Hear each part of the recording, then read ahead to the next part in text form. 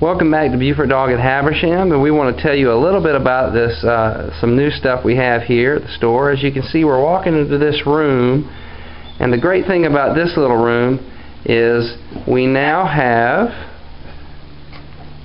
treats for humans. As you can see here, we have muffins, candy, cookies, and more.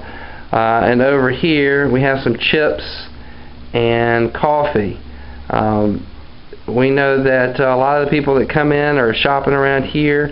When they're looking for their dog, they're also wouldn't mind having a little something for themselves during the day. So we encourage you to stop by and check out this little room. That's what we like to call Abbey's place here in Beaufort Dog at Habersham. So thank you.